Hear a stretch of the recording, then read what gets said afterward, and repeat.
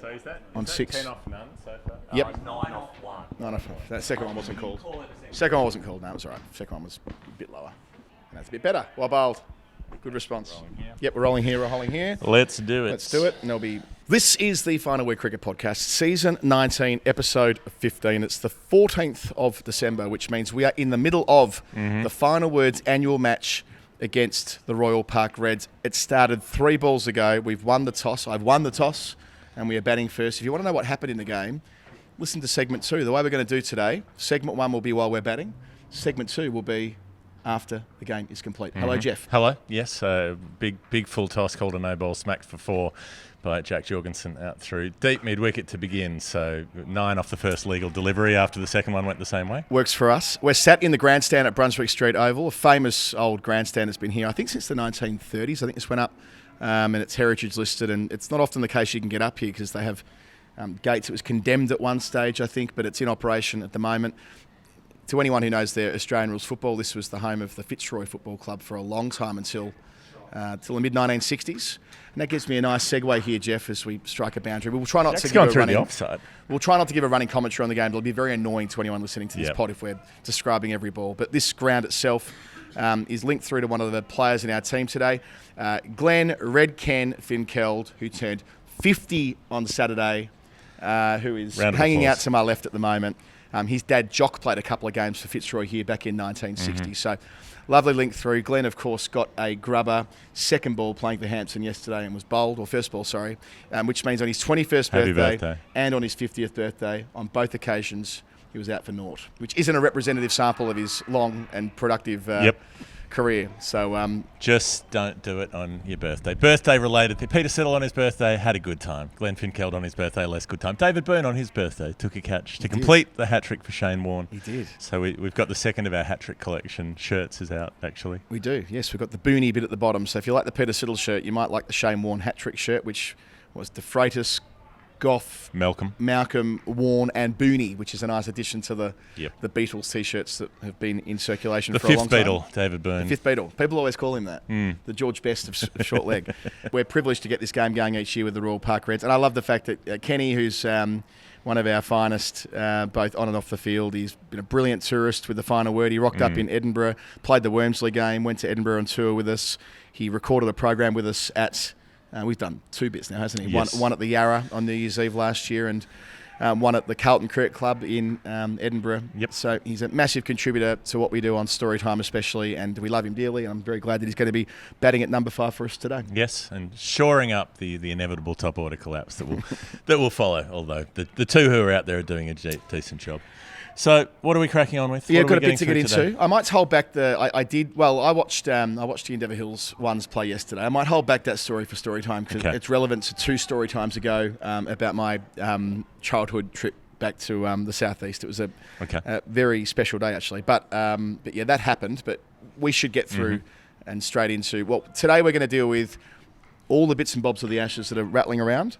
We're going to talk about the WBBL Final that was played last night at time of recording. There was a near major drama with ICC funding during the week. We'll try and pick the eyes out of that. Virat Kohli's made a couple of hundreds, which I mentioned in the show last week but didn't document properly.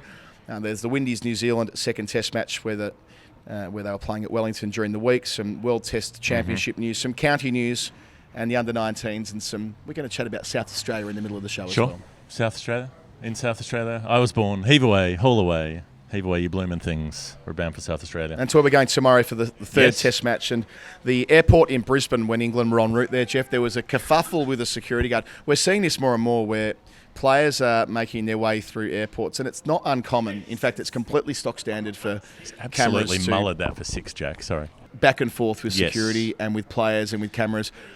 Look, it felt to me like this was a security guard who was probably inserting himself, watching it from a couple of different angles. I'm not sure whether that players are conditioned to cameras being up in their face and being door stopped at the airport. We've got a media advisory from Australia this week reminding us that we're not to interview players at the airport. I know there was the Kohli thing that happened last year when he had a crack at Adelaide when his family were filmed. Yes, not sure. I think Faf Duplessis in 2016 landing in Adelaide, I think it was. Was Adelaide as well? Getting ball tampering, wasn't it?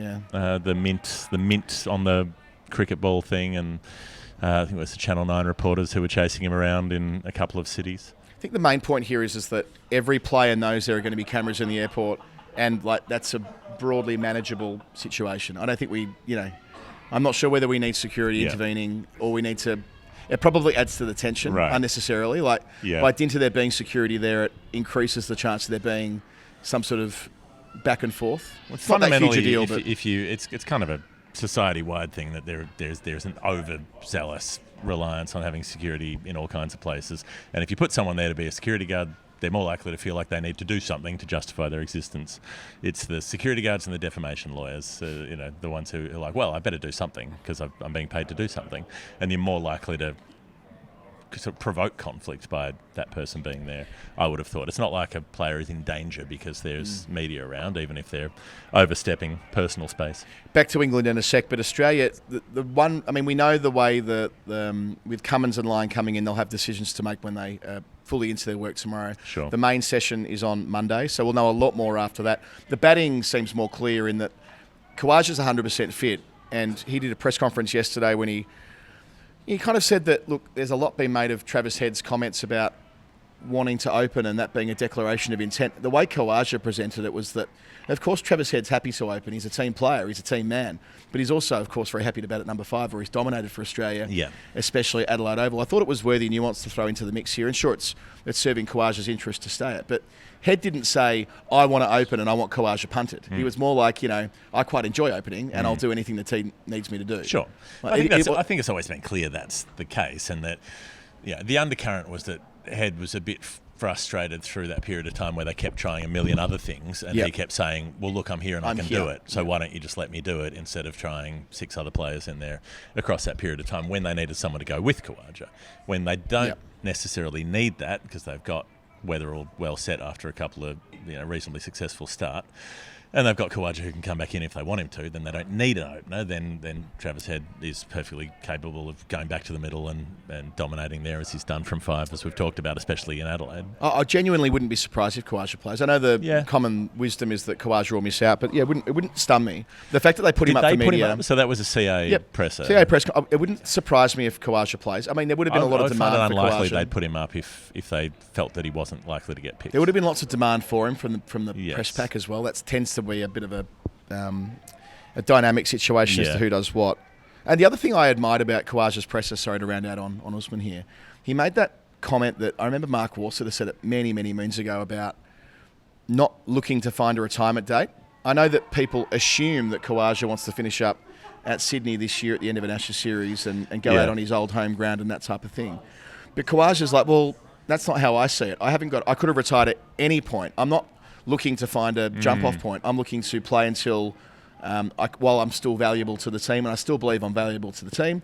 Therefore, I'm available for selection. I don't think he did say it. I'm not hallucinating that before the India series last summer, he did specifically say, "I would like to make it to the end of the Ashes next year." I think the point there was, if I remember it, was more saying that don't expect me to retire tomorrow. Right. Like I've got things I want to achieve. Sure. There's an Ashes series next year. It's a high watermark for any Australian cricketer. So it wouldn't.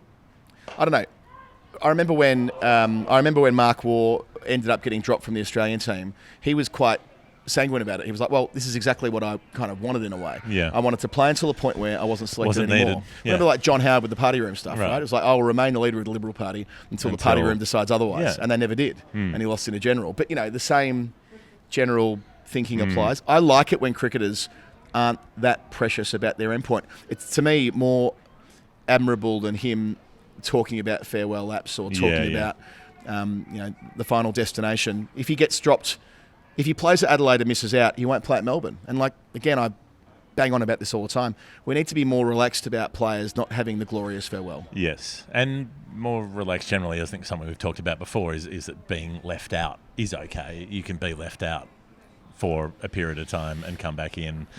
Or you can be left out near the end of your career and that's it. You can't expect the Warne McGrath Langer 07 bit is very much the exception, not the norm. And they retired. Remember, most careers end ingloriously. Would I be right in saying, Jeff, that Warne signalled his intention before Melbourne in that summer, and Langer and McGrath both set it before Sydney, a test match that they'd already been selected for.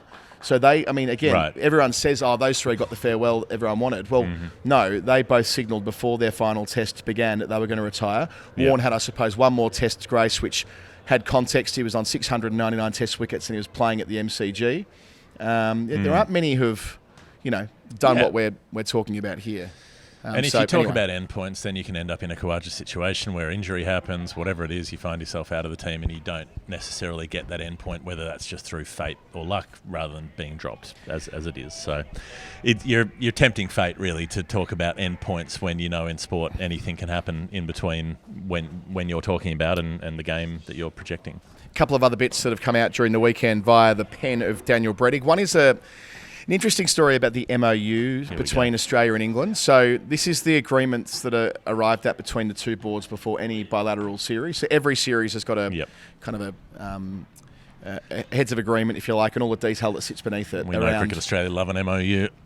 Quite, but I mean, this is every series around the world that goes to who's paying for what, even down to like who's pitching up for which meal, where people are going to be. It's all in great detail and it's implemented accordingly. Well, the MOU for this series didn't have England playing. Like the MOU, just to give some context, that's why England have got that time built in at Noosa. That's in the MOU that between tests 2 and 3, they were going to have some time off where they wouldn't be required to do anything, and that's totally normal and fine and not different to any other touring side. That's on the CA tab, the Noosa whoever played for it's moot point. It's more that like they probably do because they're the host. So I'd be surprised if CA weren't paying for the accommodation and that type of thing. But if you go back a few weeks, when they were talking about this particular MOU in 2022, according to Daniel Brettig's report, they had the opportunity to play against Australia A in the lead up to the first test match, and they declined it. So there was a lot of chat about what was happening after the first test at Canberra. Yep.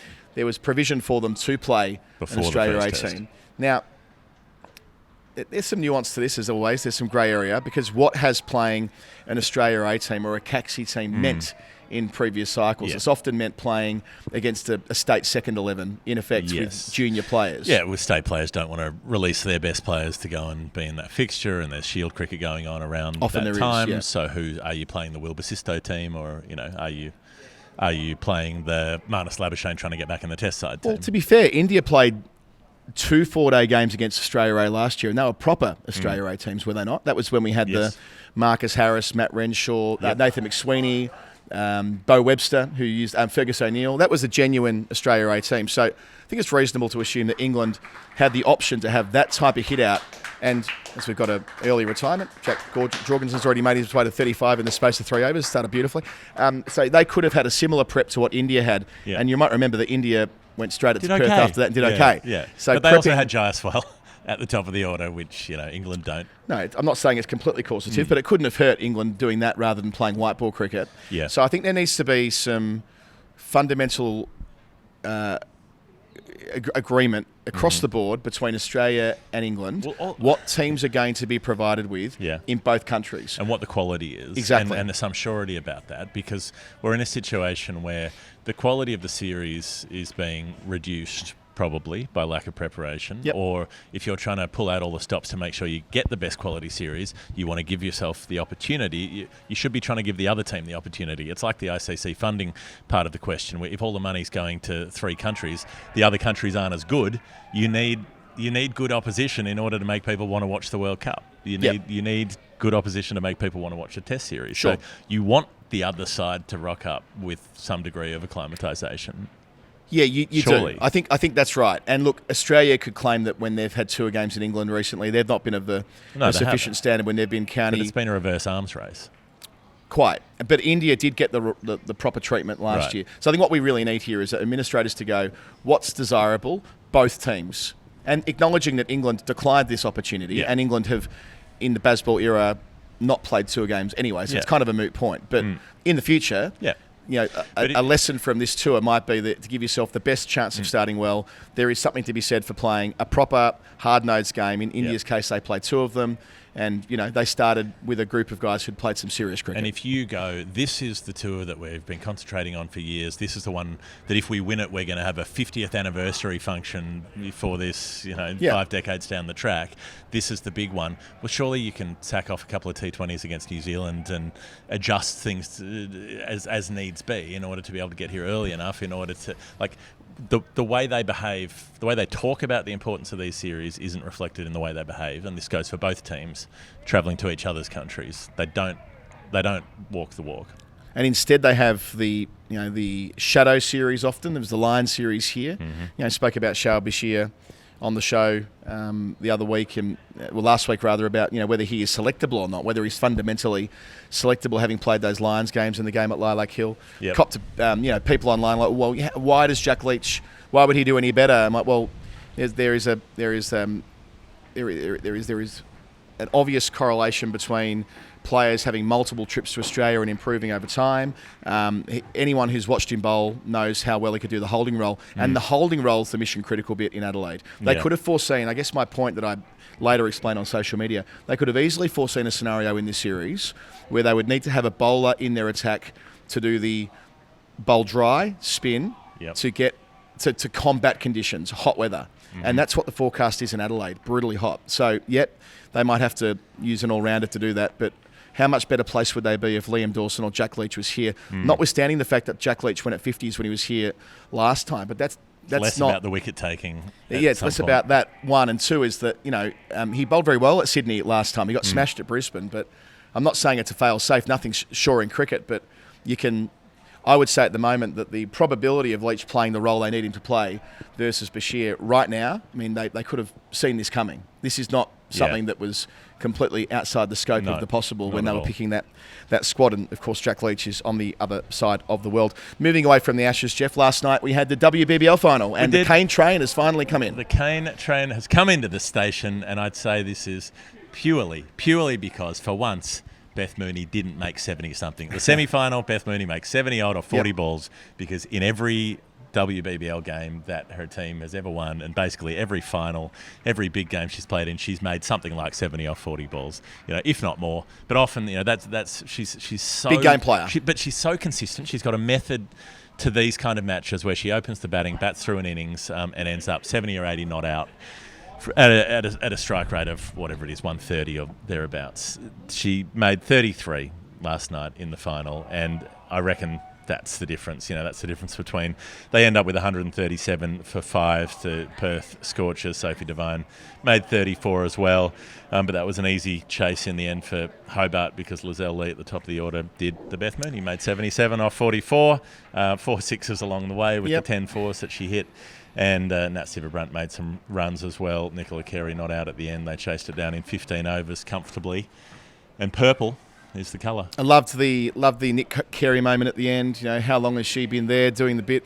We mentioned it on the show last week that we've got enormous sample size for these players that have been in WBBL for a full decade. Yeah, and 11th season. Right, Nick Carey's one of those, and the amount of times the Canes have come close. And passed up an Australian contract a couple of years ago to be able to stay home and have a more consistent home life, and has been able to find that second home moving away from New South Wales with the Hurricanes. And the winning runs is the great Sonny Munn joins us here in the Brunswick Street Oval. Hello, mate.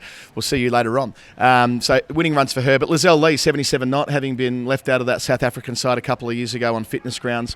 Just a little reminder there that, that I understand why South Africa took the decisions they took. They had a very clear story they were telling around it, but it doesn't change the fact that Lizelle Lee is still an absolutely dominant force. And it's a shame that that she had her international career curtailed on the basis of what she can do. I get both sides of the argument. Maybe two things are true at the same time. Yes, South Africa did really well. They made a World Cup final. They're a team on the rise. They're also a team who's at least one quality batter short, if not two, given the compromises they've had to make, the decisions they've had with all-rounders, with Honoré Dirksen, with Bosch, with Jafta batting at 6, which is too high. They've been light on batting quality, and they've left out Dane van Niekerk and Lizelle Lee for the last few years, and Mignon du Preez. I think retired in part because the atmosphere was so bad around that time. She went earlier than you might have expected her to. So there's a core of quality batting they lost, and they're a team that's doing well and that's perhaps punching above their weight in terms of making that final. But they did a lot of that on the back of Laura Woolvart doing it just about on her own a fair bit of the time. So how sustainable that is, I don't know. And Lee's still making runs outside that the international arena. The Men's Big Bash starts this week as well, and preparing for it yesterday was one Glenn Maxwell playing grade cricket in Melbourne against Carlton. They went down by a run, but Maxie made 78 from 30, I think it was, and hit 6 sixes. And I corresponded with the Carlton skipper last night, and said he is in red hot nick. Okay. So we will see how Glenn fares for the Melbourne Stars when they start their campaign over the weekend. Jeff, moving off short form cricket and jumping over to India before our first break today, what a weird story that was with Jiostar and the ICC. Mm-hmm. So midweek it broke, the story broke, that is, out of India, that the TV arrangement for India's ICC TV broadcast to Jiostar, which is worth somewhere in the order of $8.5 billion across a cycle, that they were going to pull out a couple of years early, which would cost the ICC $3 billion worth of money, which is a reminder of just how enormous these TV contracts are for India, whether it's ICC events or their domestic cricket. Remembering that Jiostar is owned by Reliance, so it's a very Indian story, right? Or partly owned. And Reliance is the Ambani family. Yeah, so it's all part of the same world that we've referred to before. I'm not sure if it's 100% owned, but at least partly Jiostar is part of that wider Reliance conglomerate. Yes, so they also own Mumbai Indians, which would mean, say, the chances of the ICC suing this broadcaster for pulling out of the deal, would you imagine, be pretty low if they were then to antagonise key stakeholders in the BCCI and their revenue. Well, maybe that's why it turned into a moot point. So there was reports about Amazon and Netflix being sought out to whether they could pick up the last 2 years of the deal. And then out of nowhere, this statement lobbed from the ICC and Jiostar, a joint statement, which is an unusual thing to see rocking up on a Friday night. And the key line from it, the ICC and Jiostar have noted recent media reports concerning the status of ICC's media rights agreement in India. These reports do not reflect the position of either organisation. The existing agreement between ICC and Jiostar remains fully in force, and Jiostar continues as the ICC's official media rights partner in India. Any suggestion that Jiostar has withdrawn from the agreement is incorrect. So either this is a total flyer that has been taken by those reporting on it and they've totally stuffed up the yarn, or it's one of those situations in the media that you sometimes see where it was right at the time, where the story was correct at the time of reporting, and because the story has happened, it's changed the course of history. That's not that unusual, where something will happen, it'll break, and then because of the story going public, it causes people behind the scenes to reconsider their positions and try and throw cold water on it. So one of those two things has happened here, but it seems like they're back to where they started, perhaps. Or are they? Was this a flex to be able to drive the price down next time? To send a little frightener up them. Maybe. To say, well, we nearly bailed. We could bail. We could bail in the future.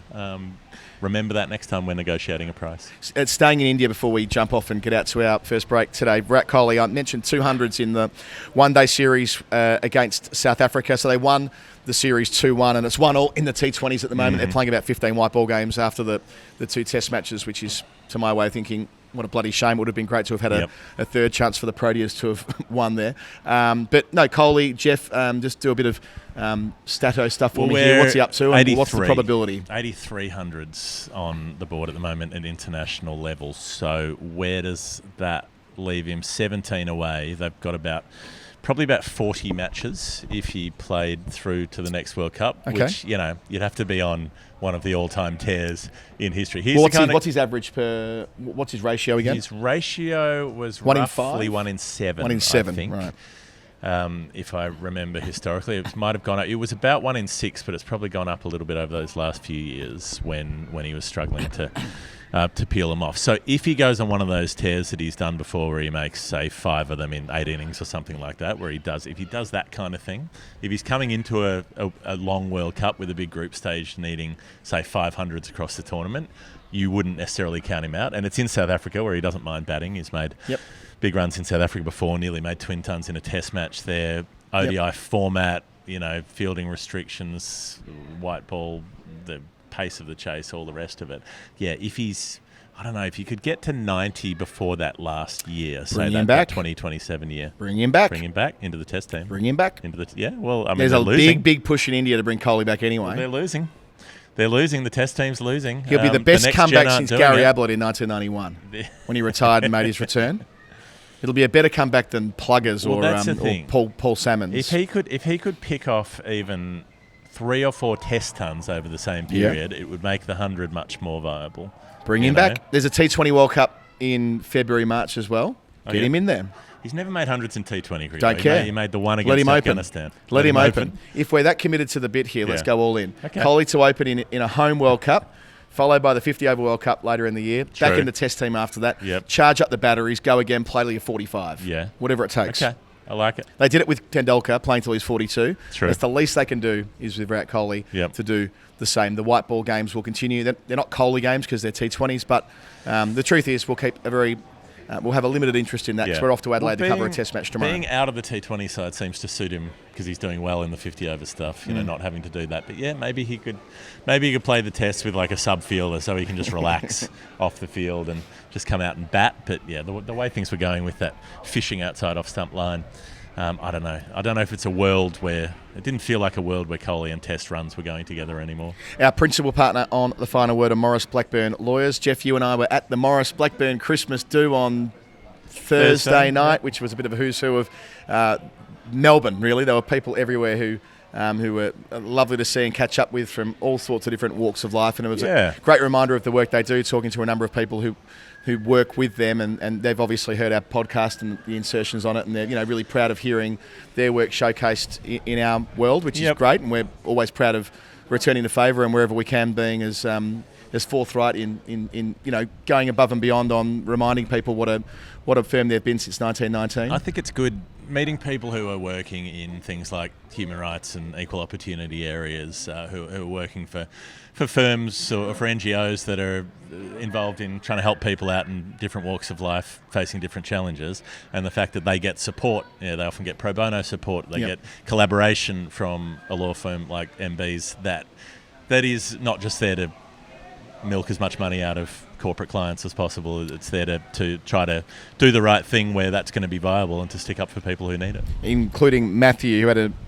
a workplace, he produced workplace mining equipment, and some of the biggest objects they worked with were lips, the jagged plates used on digging ends of excavators and loaders.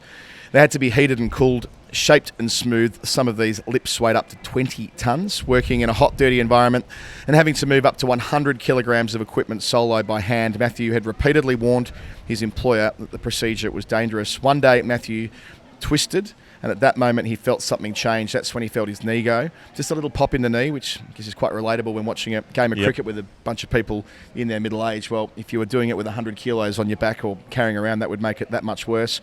He torn his meniscus, a crucial piece of cartilage in the knee, experienced excruciating pain and therefore was unable to work. Matthew faced months of surgeries, rehab, emotional strain, not just for him but his loved ones as well. His union referred him to Shane at Maurice Blackburn, and it says here that Shane knew what he was doing, and I was always kept up to date about what was going on. Matthew adds, "This was the way that Maurice Blackburn treats you. They treat you like you're a human being." Now, despite their negligence, Matthew's employers fought the claim, attempting to shift the blame onto him. However, with compassionate and skillful legal representation, Matthew was able to win compensation and prepare for a new stage in his life. So, again, one of the number one plaintiff law firm in the country, some of the best lawyers at your disposal, and having met them the other night, just a reminder of these are great people doing great things on behalf of hardworking Australians. Jeff, it's time for us to take our first break. On the other side of it, we've got a fair bit to get into in the World Test Championship. We've got Emma John coming back. And Emma John returning. People are loving this. Emma John's tour around Australia, which will take us to South Australia there before we go there tomorrow. And stick around as well. I'll tell you now the score is. I can't tell you the score. The scoreboard's gone down. 4 down. We probably better pad up. Say again? 2 for 55. Well, there's a retirement in there as well. Wickets. It's all going very nicely here. You'll hear how we fared after the break when we record segment 2. This is the Final Word Cricket Podcast. Adam Collins and Jeff Lemon back after the game. We won by 13 runs. That's the headline news, Jeff. I'm not going to ask you for a 30-second summary, but I am sat here basking in the glow of triumph against our dear mates at the Royal Park Reds, who got off to a half-decent start after we took some early wickets. You took a chest mark like Jason Dunstall on the lead to get Tommy Miles a wicket in the first over of our defence of 180-something. 171. 171, there you go. I should know that, given I was captain. Putting gravy on top. And then we tied them down quite neatly in the second half of the innings and came out with the chockies, and the game is better for it. Here we are in Melbourne. We're sitting in the pavilion at Brunswick Street Oval. What a lovely night, looking out to the city over there. The Melbourne CBD. We have a lot of love for a lot of these cities. Half of our team is still sitting on the grass on the Oval, reminiscing about a win, which is one of the best things you can do when you've had a good day on the cricket field. Jack Jorgensen, I've got to say, whose handle online on the Final Word Discord is the opener, was also the closer today because opened the innings, retired on 35 as custom dictated, custom we set up today, and then had to come in at the end to bat with the 11. The ACT Hellcat, Andrew Pellicati, and they put on about 30 together at the end, which was the match-winning partnership. And Jack, I think it's the first half century in Final Word match history? It might be, certainly in Australia. There would have been 50s overseas, but in Australia it'll be the first. Or in Melbourne at least. Melbourne first 50, and the way he would. You're right about that winning partnership, that 10th wicket stand, because the pitch was, let's just say it was challenging. It was going underground by that stage. And we were the beneficiaries of that with the ball to a certain extent. However, we had to fight pretty hard when they were scoring pretty quickly, and three of their guys got to 30 and didn't make 35, which is probably the quiz. Probably the whole game is resolved there. Retirees. So, Tommy got, to be fair, one of them don't just drive around Australia in RV camper vans. One of them was at the very end. So Tommy got two at the top, including your catch, and one at the end. And we had some, their bloke that got to 30 and then crawled to 35. He was going really nicely. And I ended up getting him on 34 or 33 or something, which gave us a nice little burst through the end. And you always pick up players along the way, don't you, with these things? Our patron Cam never played for us before, and he captains the twos here at Edinburgh, actually, and you can see why. He was excellent to direct around in the field and bowled some useful into the breeze overs for me. And we, didn't get to sing the song per se, but because we don't have a song, maybe we should write a song.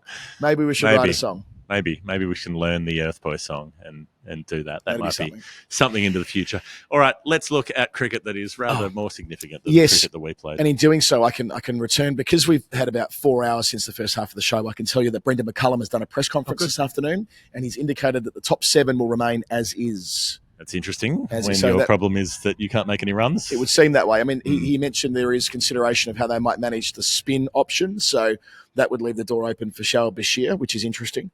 But and the bowling configuration would, of course, change if Bashir played, or indeed if anyone came into the team. You can see a world where Josh Tongue plays, I think. But, that's ahead of us. And for Australia, Cam Green did the presser and, acknowledged that he's pretty unhappy with the way he's been dismissed in the series so far. But, boy, he's batted well until he's gotten out both times, hasn't he? So I feel like with Green, he's close to one of those breakthrough innings. I know he's had a couple of them already in his Test career, most notably at Wellington. But he's never done it at home, never done it against England. It'd be significant. And in all probability, he'll bat 5, or he could bat 6 if Khawaja opened, I suppose. But he'll get his chance this series, and the conditions going big. Yep. So if we move overseas, if we look elsewhere. We had New Zealand, West Indies. Yes. They were playing a test. So after that, as tends to be the case sometimes when you have an epochal performance, when you have a performance of real resistance, sometimes it's emotional exhaustion perhaps next time you go around. So West Indies had that amazing batathon for a draw and then promptly lost the next one. Yes, as Dennis Cometti said, when Cyril Rioli kicked his goal in the third term of the 2008 Grand Final, the resistance may be broken. And that was the case for the Windies. They were all out for 205 on day one. Shy Chicago Hope top scored with 47. Blair Tickner 4 for New Zealand. Not that big a first innings lead. 278 for 9 declared. Mitchell Hay wicket keeping on debut in place of Blundell. Got 61. Conway got 60 odd. And then the Windies were resold for 128. Jacob Duffy has had a good series. 5 for 36, and they chased down 56 to win, 1 down. So New Zealand put themselves in third spot on the WTC ladder, albeit small sample size, just those two games against the Windies. Yes. So Australia 5 from 5, as I mentioned last week. On 100%. South Africa 3 from 4. Then a whole bunch of them who have played a few games. So lots to play out. The only outlier in that is India. India are in 6th spot, having played 9 games already. So, and England have played 7 games, and they're on 31%. So both two of the big three have played quite a bit of Test cricket and quite a long way behind. And that is why they don't want relegation in Test cricket, because they are currently down at the table 6 and 7, and that might lead to a sticky situation. Just on England county news before we probably wrap up the show pretty soon, because I'm losing my voice because I've been captaining for 30 overs, and I'll do it again tomorrow when I'm captaining the media game tomorrow in Adelaide. So I might get Bharat to captain tomorrow because my voice doesn't really like me screaming across the ground in the gale for someone to move 10 metres. And I'm the kind of captain who will yell until you move that 10 metres, because that's the way I play the game. Got to do it properly. Do it with flags. Is there like a semaphore option? Well, I do this ones and these ones, like the air traffic controller. But most of the time it's people have to be looking at you. 10 metres. Squarer. Deep, short third. No, come up. And people's interpretations of what a fielding position means are different. Vary, as I've learnt over the years. So county news, speaking of captaincy, Lancashire's new 4-day captain, you might have heard of him, James Anderson. Really? Isn't that nice? Really? I guess that must mean that Marcus Harris isn't playing the full year. Okay. Because Harris, it's like Jennings had the job at Lancs last year, and he stepped down. Okay. And Harris took over. Yep. I don't know what the go is with Marcus and whether he's planning on playing the full 14 rounds, but Jimmy will be captaining. Michael Nisa, he's not leaving Glamorgan because he didn't play there last year with that injury, but he's not going to be at Glamorgan. He'll be at Hats. He'll be at Hampshire. With Jake Lehman, who's had a terrific couple of years. So they're two very good signings. Do they still have their sort of every year, their Keith Barker and... Barker's moved. Barker's moved clubs in the off-season. I think he's gone back to Warwickshire, Keith Barker. But Kyle Hampshire Abbott are blessed. Yeah. Will still be there. They've got Nisa and Abbott's a pretty good... they will be a fucking nightmare in Division 1. Yep. I mentioned at some stage already, I think, but I'll mention it again. Harry Brook has locked down an enormous contract in the 100, 470,000 quid for 3 weeks of work that no one's really paying attention Almost to. $1 million Australian dollars. $500,000 quid for a gig that doesn't really matter what you're doing. To play in a team that probably won't exist in a year's time because they'll be called something else. I think they have been renamed, haven't they? That already happened. Or maybe not. But I guess my point is that of all the T20 comps, the one with the least riding on it is the 100. Right? $500,000 quid. It shows a little bit about the way that comp is evolving. So well done, Harry. On that basis, and he will, I assume, end up because he left the IPL in slightly unusual circumstances last year. In bad odour. Yes. But you can't see a world where Brook doesn't. They'll make an allowance, won't they? They'll find a way. He might miss a year. I think they're making an example of him because he's bailed out twice. Yeah, one of them was for the family bereavement, and then one of them was when he realised his workload was pretty intense. Yes. So I guess that's. But there's a point where if you've buggered off twice, then they don't let you sign up for a couple of seasons. So that might be the case. But, as they say, time on his side to make a shitload of cash. One bloke who's got time on his side. We see him everywhere. I feel like I see more of this guy than I do some guys who are nationally contracted. Ollie Peake, who's with the Australian team most weeks, is captaining the Australian 19s team, which feels like the very logical next step. He's on the pathway. He's making runs for Victoria in all formats, and he is on the runway to being one of these guys who they want. He is climbing towards the peak. He will be in the test squad before you know it, because they've seen enough. They like what they see, and the power of the peak is at the peak of the powers. He'll play the 19s World Cup, leading that team when they play in Namibia and Zimbabwe in a tournament that begins pretty much after the Ashes, and it ends just before that T20 World Cup in India and Sri Lanka. We won't keep too close an eye on the 19s World Cup. I don't want to pretend we will. I cannot claim that we will. No. We will dip in and out because it's worth dipping in and out. 16-team tournament with, obviously, Generation Next on show. Jeff, we've got so many teammates sat on the Brunswick Street Oval right now that I feel duty-bound to call time on our episode today.